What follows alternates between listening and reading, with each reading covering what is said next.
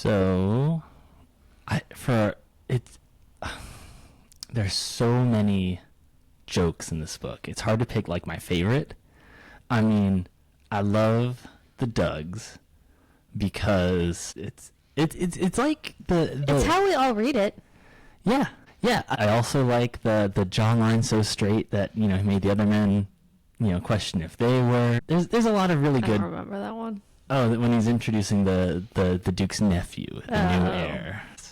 Makes me giggle. I don't know. What's your favorite joke from this one? I actually liked a lot of the jokes. Well, you are married to me, so I would. I did like a lot. The one that I was kind of upset at, though, was the distressed joke. Distress. At what point you name a character solely so you can do one joke? I mean, were there other? Nope, there was just one Tress joke. But at what point do you name a character that because you want to do that one joke? That's what it feels like when you pull that card. I love it. Brando pulled that card. Love the commitment to the bit. I love it. I love it so much. It's so good. It made me upset, to be honest. I didn't laugh that hard at it, reading it, because it's just like, whatever, it's a lame pun. But I love your... outrage? Yes. Distress? Hey!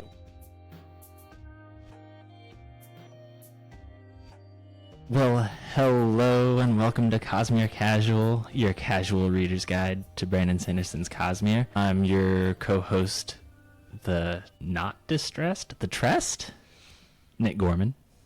And I'm your co-host, very much distressed, AJ Gorman. And today we're reviewing Tress of the Emerald Sea, which is a standalone-ish Cosmere novel. Hopefully, if you're here, you've already read it.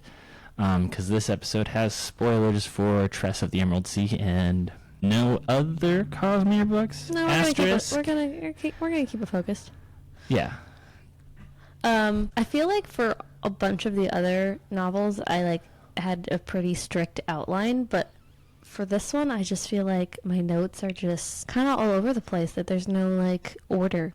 I do want to say up front that I had a very difficult time with the pre-read episode, not saying that, talking around the fact that Charlie, aka Huck, aka Huck, Charlie was the rat.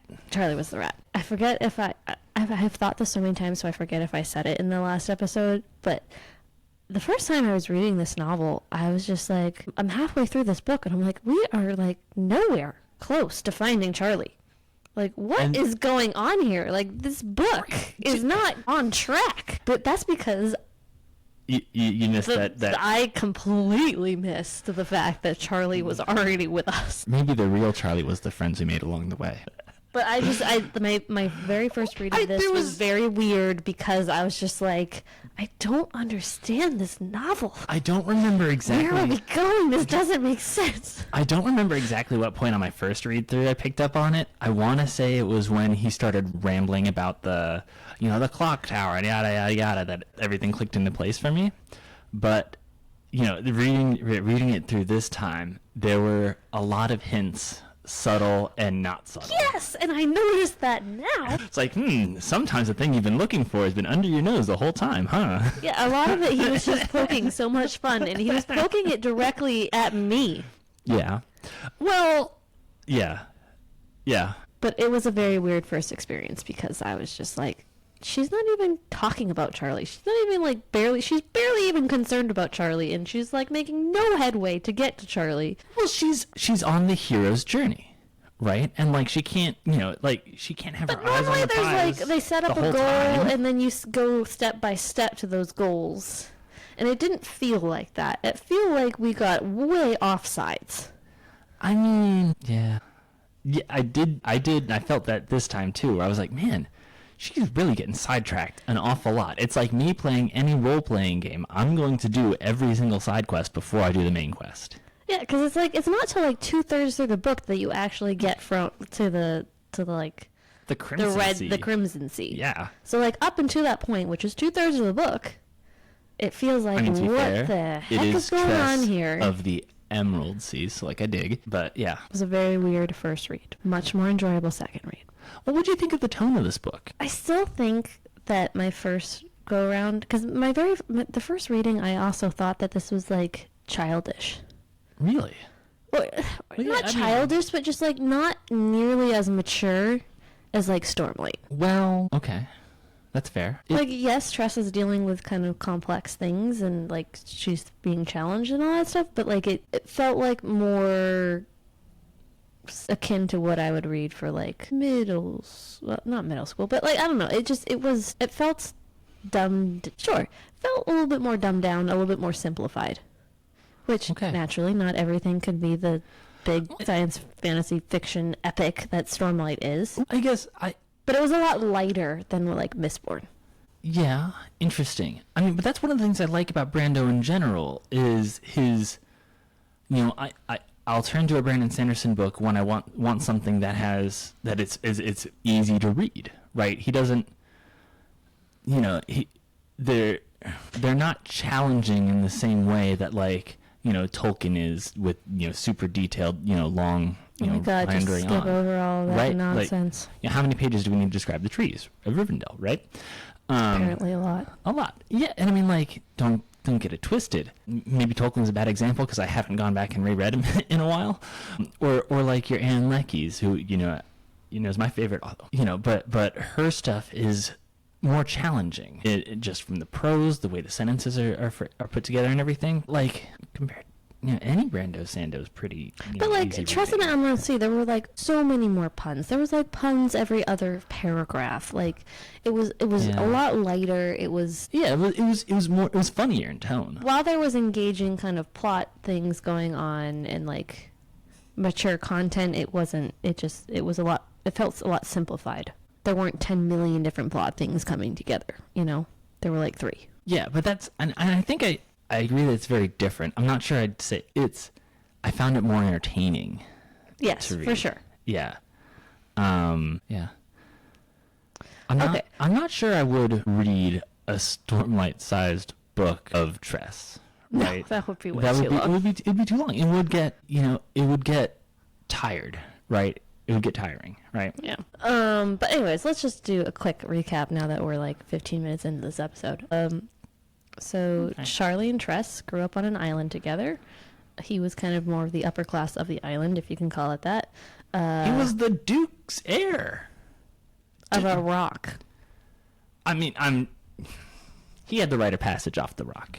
It was very important. His mean old grumpy father got upset when the lowly Tress started to make eyes at Charlie, so he tried to ship his son off to go get married. I was gonna make jokes. I don't want to draw it out too long. Yes. Except that Charlie didn't want to get married. He wanted to wait. He wanted to marry Tress. So he did all he could to not get married. His father was very upset about that. Got it so his son had to go deal with the sorceress, which ended up him getting cursed and captured. Tress went after him. Lo and behold, she comes across this mouse, which is Charlie, who was cursed, and she's trying to go find the sorceress to free Charlie, who she thinks is still on the sorceress's island. Yeah, so I mean, she gets there, realizes that Charlie is the mouse, doesn't break the curse. Well, I don't know. To me, I think the curse more... isn't broken until they get back home. Yeah, I think she makes friends along the way and grows up. Yay! Right, but and comes home fabulously wealthy, actually. Yes, to me, like the stuff about breaking the curse and dealing with the sorceress. To me, that's almost like the frame story, right? Like it's how they get to me Tress's growth almost entirely happens through her starting out this unassuming but extremely practical backwater peasant, and then growing up into someone who could take down the evil captain, right? Captain Crow. And like to me, I know like the meeting with the Dragon's Isis is kind of where I start the Sanderline for me starts with the Captain Crow. I don't want to say duel because I guess 4-on-1 is still a duel where Captain Crow. She's dealing with the coup. Yeah. When she's dealing with the coup attempt, the mutiny attempt. Yeah, mutiny is the better word for a ship. Yeah. But like, I don't know, that's the majority of the book. It's just, I think the main antagonist of this book is not so much the sorceress so much as it is Crow. There's lots going on. All right. But at the same time, you just said there's only like 3 things that come together at the end. Still, I think that's more telling of Brandon's other books. When that's all right. Fair. Fair. Can we pause and just appreciate the fact that Tress talks to her parents about going on this adventure? I believe Brando Sando paused the story to appreciate that Tress talked to her parents before going on this adventure. And also, again, it was a 3-pie kind of. Well, and then he goes and does some advanced fathering. There's a lot of good liners in the one-liners in this book. I think it's important that we as adults and also as parents ourselves, as parents and for our children, for them to recognize that you can do crazy things without having to leave in the middle of the night. Yeah. And not telling anybody. You can do these crazy things. Crazy or momentous? I mean, like, what was the word that they used in the book? Because I don't remember. It's been like a month or 2 since I read. Because they acknowledge, like, this is a crazy plan. But she's exceedingly practical, so if this is the only thing that's left, it must be the least crazy out of the available options. Right. Really loved that part of the book. It was awesome. At the same time, I was also just kind of, like, freaking out, because I'm just like, it has been weeks since Charlie, like, last communicated with her, and she's taking it feels like a freaking lot of time to prepare for this trip, and she seems very, and not to mention the whole traveling thing, the whole book, just feels like it's taking a long time for her to go rescue someone. And I would be freaking out. Like, I would be stressed out about how long it is taking to mount this rescue mission. I mean, at the same, I mean, she didn't have too many other options, right? Yeah. I mean, because otherwise, her other option would have been to be the Princess Buttercup, right? Which is. Or she could have been reckless and just, like, squirreled away. Right, but then she would have been caught and it would have been even longer because then she wouldn't get there at all. Maybe. That's not how most people would have written it, but yeah. Right, but she's exceedingly practical. She is exceedingly practical. I've got my Kindle right here. I'm just going to scroll through some of the things that I highlighted. Brandon does make a point to say that she is captivated by spores. And I think it's interesting, like, as soon as you get out of your, like, little worlds, like, something that you've been surrounded by all your life, all of a sudden becomes something more interesting. Because she has been surrounded by spores her entire life. Right. I thought you were going to... But there was never kind of any mention of her being... Well, they kept down, Yeah, if they're on the rock, they're dead. Yeah. So, I mean, I don't know if she never saw the spores react to water before, right? Apparently. So I thought you were, when you honed in on the, her being captivated by the spores, I thought you were, captive, because that was original, that was Captain Crow's intention for her, was for her to be captive. Are you trying to force a pun out of me again? I thought you were already making it. Intend your puns. I almost never do, except when I do, and then you totally miss them. Anywho. So we talked about this being one of the inspirations for this book was The Princess Bride. So there was a Vicini conversation in this book. So, Vicini going on and on, like... Does anybody want a peanut? Oh, sorry. Vicini was going on and on about, I'm smarter than you, like, you wouldn't put it in this cup. Like, you wouldn't put it in your cup. You would have put it in my cup. No, but anyways. So that conversation, it was like Never that. go on against a Sicilian when death is on the line. Thank you. That's the one. That's the conversation. I think the equivalent to that was when Soleil and Tress are talking about Tress being a mask. Yes, the king's mask. And it's just tied up in knots and contortions of thought. Oh, they keep running in circles. I enjoyed that a lot too. And apparently there are potions to make people... In that conversation, they were talking about, well, yeah, but... Tress is like, yeah, but I'm young.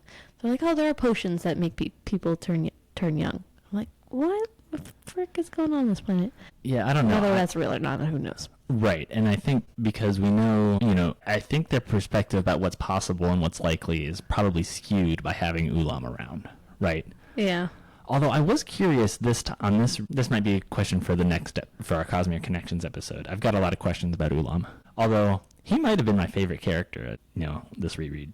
He is pretty funny. My favorite part is the fact that he was just not trying to help Hoyt at all. Oh, yeah. And mostly interested in documenting embarrassing evidence. I mean, that's a good friend right there. Yeah. Well, it's a friend at least. It tends to be a friend that you just can't get rid of. Well, there was also a moment in the book where Tress was trying to convince the crew to go to the Crimson, and it just kind of happened by accident. Yeah. Which was just that kind of a book. Yeah. Trying to think if there was anything that stood out to me as like, okay, this clearly happened this way because, it needed. I don't know. I thought it was all pretty. I did have a hard time with Anne was the assistant canon master, right? Yes. Like, as someone who, before I had laser surgery, I used to wear glasses myself. Like Okay, so pause. So the big reveal for Anne was that she couldn't see right. So if the dragon gave her glasses so that she could see right and actually aim. Continue. Right. But it seemed to me like it should have been a little less situational that she couldn't see, right? Like, as it seemed like it really only mattered when she was near a cannon or trying to aim a cannon or a pistol or whatever. Well, wouldn't that be like a far-sighted, nearsighted thing? I mean, but it's so extreme whenever she's anywhere near a cannon, right? And I mean, like, it's still like things just get progressively blurrier the further you are away. Like, she has to be nearsighted, right? Because otherwise it wouldn't matter for aiming the cannon, right? Yeah. I don't know anything about eyes. My eyes are just beautiful. Your and eyes are just lovely, perfect. and I've All right, never had yeah. to think about them. But you, my love, was nearsighted have and now a just lot a little more bit farsighted. experience. Yeah, so I've been nearsighted and farsighted, and I'm just like, I don't know. But also I'm like, does it matter? Nah. I could, There's a lot of hand-wavy things. There's a lot of hand-wavy things, right? Okay, let's talk about Chuck. All right, let's talk about Chuck. / Huck / Charlie. I mean, his real name wouldn't work. Yeah. I've got Chuck stuck in my head, but obviously his name was Huck. Charlie. Or maybe the groundskeeper. The Duke's. Yeah, that was just so bizarre and weird. I don't know why I put that in except to just emphasize that Charlie's a really weird dude. So this book was very whimsical, and I'm here for it. I have another thing that I'm upset about. I distracted you from talking about Charlie. Well, so here's the thing about Charlie, okay? So I'm still upset the fact that I didn't see this coming, okay? And I think that there wasn't super great foreshadowing, because it's not until like halfway through the book that it even mentions that the sorceress curses people. Yeah. I mean, yeah, like, you and I talked about that while we were doing this reread. In the beginning, I felt like I would have been able to pick up on all of the other foreshadowing. But the fact that we had known Huck for quite some time before it even came into my awareness that the sorceress curses people and turns them into animals, at least occasionally, I'm just upset about that. Yeah. I think you're just upset that I noticed it earlier than you did on that first read through. I mean, yes. No one likes to be ignorant. And you always do Wordle better than me anyway, dear. You're still very smart. And besides, you catch things most of the time. I would have liked more foreshadowing. It's not until part 4, just say it. It's not until part 4 that it mentions that the sorceress gives curses regularly. Yeah. Well, I'm still curious what she does with the souls of people that are ransomed. Right, because that was why the king wasn't just going to pay the ransom for anybody that gets kidnapped by the sorceress. What do you mean the souls? I thought Soleil explains that to Tress, that she, that the sorceress doesn't demand money in terms of payment. She wants royalty, and that they'll. I thought it was their souls, but maybe that was me misremembering what Soleil said. I don't know, but if that is such a thing, souls and investiture. Yeah, there's probably something there, but I just don't know what. There's a connection there. I don't know what it is. Lowercase c. It could be a capital C. Oh, who knows? Who knows? There were a bunch of stuff that I missed. Huck told us, so in terms of the foreshadowing, Huck met a deaf person once, but it ended up getting interrupted in a rather abrupt way. Tress had learned that Charlie threw up on a deaf princess. Yep. Huck talks a lot, just like Charlie, but it's really hard to base that off. We only have a listen to few chapters. there was really only one conversation between Tress and Charlie. I mean, there were multiple conversations, but the rest of them were kind of distressed and saying goodbye, whatever. So it's really hard to base that off of one conversation. Huck seems to forget that he's a rat, like, all the time. Curse says you can't talk about a curse. Huck's family doesn't care much for him, neither does Charlie's. Really kind of spells it out when Tress accuses Huck. Like, the whole conversation was just so, like, banging on your head that Huck is Charlie. Well, or at the very least, he's in love with Tress, right? I just missed it. Anyway. I just missed it. Yeah. Let's see, what else? Huck teases Tress about not every island is the size of the rock, and we never really saw Tress tell Huck about the rock, but maybe, we could have assumed that they talked about that off screen. Well, I think he mentioned but something he's about way too familiar with the rock. I thought he mentioned something about, going to the rock when they first meet. Am I making that up? I don't know. Huck seems to know a lot about Charlie and the Sorceress. Hoy keeps saying that Tress has everything she needs, and I don't know if it means different things at different times or if it just means that you've already got Charlie. I think it means different things at different times, right? Because it's she's got Charlie in Huck, but it's also she's got the captain to barter with Zeiss about, right? So Hoyd pokes fun at us directly because he at one point stops the story and says, maybe I should look extra carefully to see if the thing I'm searching for has been with me the entire time. That happens pretty early. Yeah, but not having picked up to it, it's very confusing to understand why abandon Charlie to save the ship's crew. Well, and then Chuck just isn't a big part of the story. Like, he comes up every now and again, but like he's not Charlie or the overall mission. Wait, what? But like Huck is not on that screen that often. He's a huge part of the story. I don't know what you're talking about. I just feel like there were long stretches of the story where like we just didn't talk to Huck. Yeah, I mean there are a few, but I mean there were like lots of mentions of Huck's been hiding a lot lately. Yeah, but I mean like he's instrumental in several parts of the story. Like I don't know. He feels like a like a Jiminy Cricket kind of character, right? Like he's always there. That's a really old reference. I haven't even I remember, but I don't think I actually watched the movie. He's like a secret companion for Tress to talk to that nobody else can see or hear. Familiar. Yeah, he's like a familiar. Wait, he is a familiar. That's even meant. They even say that in there. In what sense are you talking about? That he is familiar to Tress? Or that he is a familiar? Yes. Very funny. Okay. I can tell by the way you didn't laugh. Anyway. Yeah.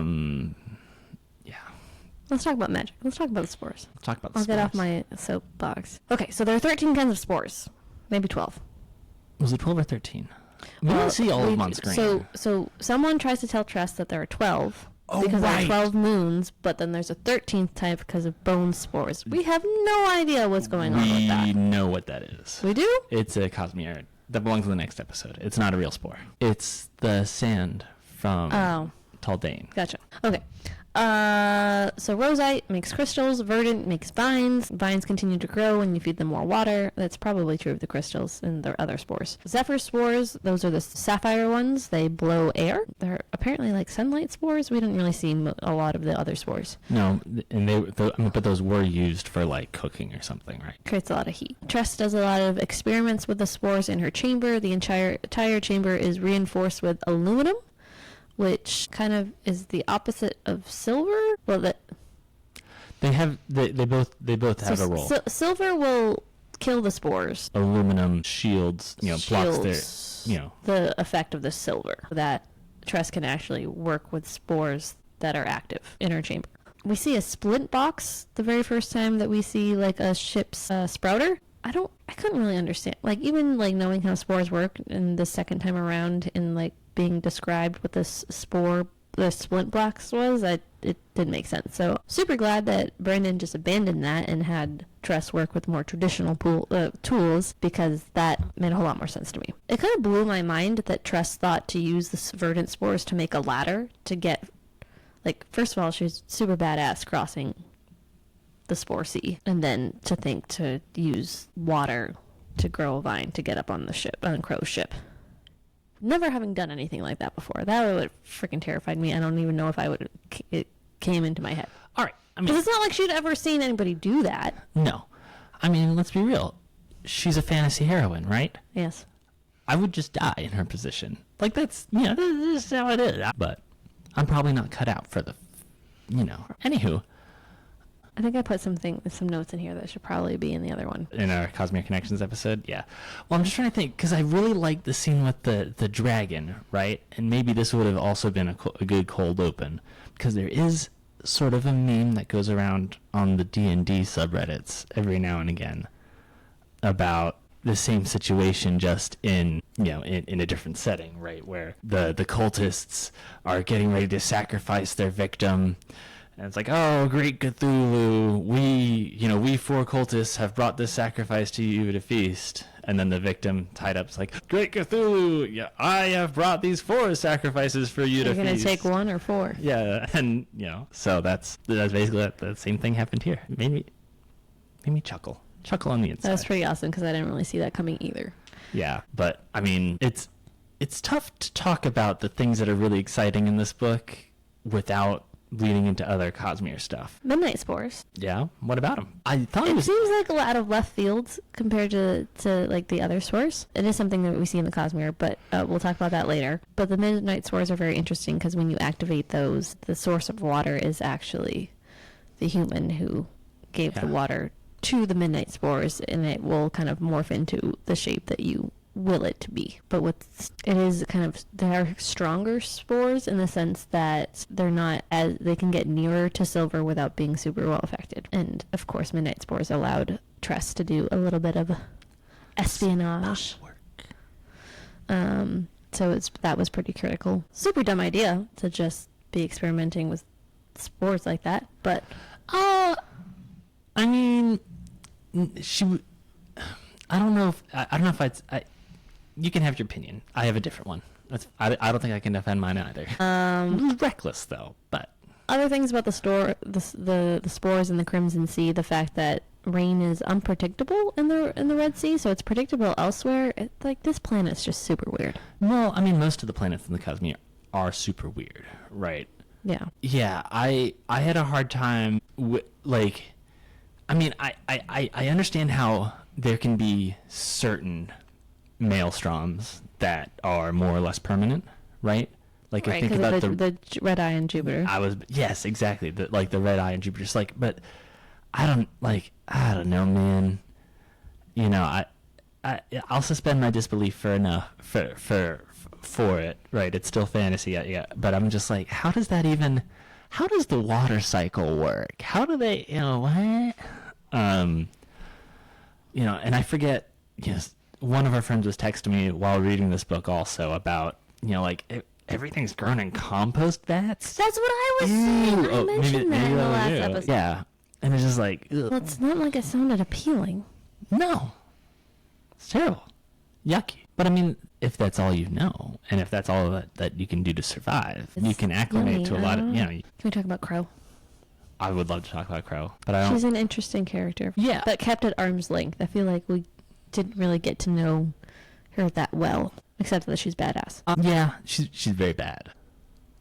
Almost wonder if we're going to see more of her. Well, yeah, because she didn't really die. She didn't really die, and when she was being introduced, they do say that Crow's weapon is better than most and looks different, but we also, that she's an extremely good shot, but we didn't get, a good explanation of why. Not everything needs an explanation. Yes, it does. It is Brandon Sanderson. There is nothing irrelevant. Every single word is important and meaningful. Lies. Let's get to the end of the Cosmere.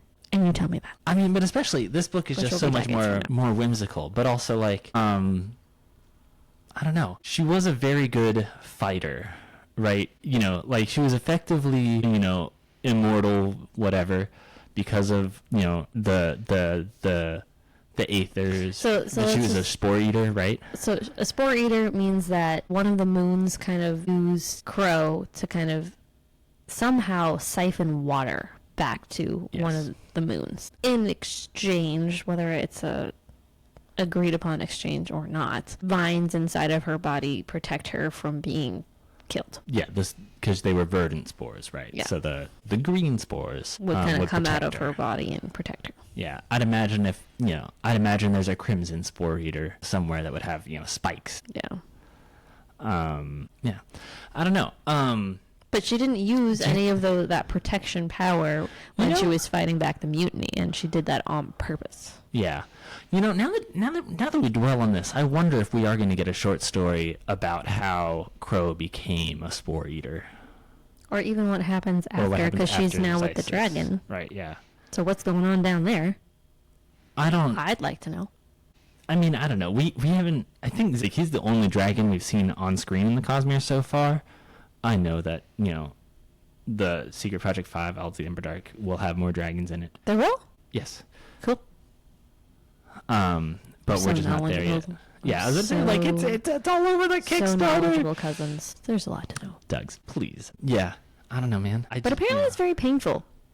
The spore eaterness? Yes. I'd imagine. Because, she's got stuff like, bursting through her skin. Like, I don't know. But if you have that much control over your host thing, that you can probably shut off pain receptors. No. I don't see how those are related, but whatever. And I'd also, she's perpetually thirsty. And, as someone who also drinks a lot of water, probably to a lesser extent, although it's not a guarantee. I'm not sure. Yeah, that sounds very unpleasant to me. I wouldn't want to be a But it spore is eater. interesting that both Crow and Tress kind of have the same goal, at least for a little bit. To get to the Crimson? To get to the Crimson. And they're going about it not necessarily in dissimilar ways. Well, it's like that. They are Crow both... is Machiavellian. Yes. Right? She rules through fear, and she herself is afraid of what Tress can do by inspiring love from the crew. But either way, one is using fear to manipulate the crew to get over there, and then Tress is using love to make them want to go over that way. Either way, they're still using the crew, the Dougs. Also, they said it was a 60-person crew. That's a lot of people. It's a lot of Dougs. I don't know anything about ships, though. It just seems like 60 people would be a very large ship. It's not a catamaran, right? It's more like a galleon or something, right? I know, and you're gonna have the crew rotate, you're gonna have shifts. So right, but still, that would be 30 people at a time. That seems like a lot of people. I'm just imagining 30 people on a deck, and that it would have to be kind of a large deck, for what I'm picturing.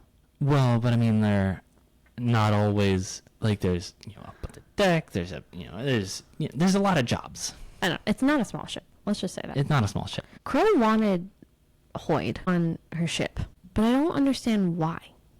I don't get it, because it's not like Hoyd had experience with the dragon. He had experience with. He does. But I don't think she knew that. He was cursed at that point, so you knew that he had experience with the sorceress. It's been a minute, because I thought Ulam talked a little bit about this, because it was ultimately she, because I think she wanted Ulam, right? Because he was such an effective doctor. But, she didn't know that until after he'd already joined the ship, and he only joined the ship because of Hoyd. So why did she want Hoyd? I don't know. As the reader, we're thinking at this point that she wanted to go to the sorceress. And that would make sense. You would want, for the same reason why Tress wanted to go back on the ship with Hoyd is because he has experience. And maybe that would be helpful. But Crow doesn't want to go to the sorceress. She wants to go to the dragon. I don't know. Maybe she just found him funny. Maybe she liked his socks with sandals. Yes, because maybe she liked his mullet. Likes a laugh. She does like a laugh. Not the kind of other people's pain. So I don't know. That's a kind of a big question in my mind. I don't really understand that. Yeah, I'm trying to think. There's nothing really in the Sanderlanche at the end that is really particularly unclear. Everybody's. To be honest, my first read, I was just like, "What? We're going from the dragon, the mutiny to the dragon, to the sorceress, and what's going on with the sorceress?" And she's just gonna give her Charlie. And it's that's not really Charlie. So there was the failed mutiny, and then they arrive at the dragon. Yeah. And then Crow was supposed to trade Tress for a cure, but instead Crow was left down there, and Tress got 3 gifts that she handed off to the... Smaller gifts. 3 smaller gifts that she handed off to her best friends on the ship. The officers. Then they... Tress is an idiot and decides that she's going to row out into the midnight. Huck does manipulate her to take him with her. Turns out Charlie has free passage to get to the island. So when the midnight monsters come and go for Tress, Huck intervenes and said, just bring me back to the island. This is my prisoner. So then they get here. She has a nice conversation with the sorceress. Who's playing solitaire on her computer? Oh, sorry, her magic. They have a conversation. The sorceress tries to get her to leave with a midnight creature that looks like Charlie. Nope, not a midnight creature. We don't exactly know what it is, but it's some kind of scaly thing. It's got a light weaving on it. Yes. With an imposter. With an imposter. Yeah.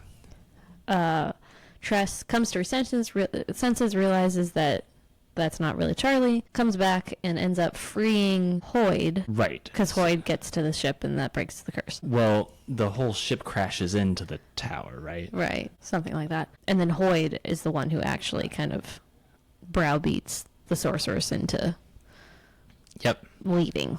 Yes. I'm not going to say defeat. Yes. But also saves Tress from getting knocked on her ass by the sorceress and probably other terrible things. And then they return home to the rock. Well, the king, first they stop off at the king and say, look, we took care of the sorceress for you, give us riches, and the king does. And she's still not a king's mask. Yes, but the king does give her a beautiful big ship, and she's captain of it, and they take Charlie, who's still a rat at this point, with a little teeny tiny pirate hat. And then as soon as they get back to the rock, that's when because Hoyd changed the curse a little bit so that when Charlie arrived home, the curse is broken. And then happily ever after. More or less. First time reading that, I had no idea. Whatever. Something's yay.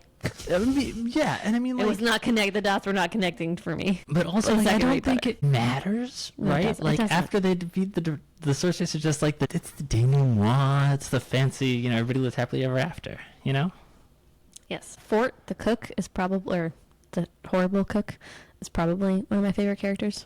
Really? I liked him. You just like big guys? Yeah. Okay. Yeah. And always trying to get a deal.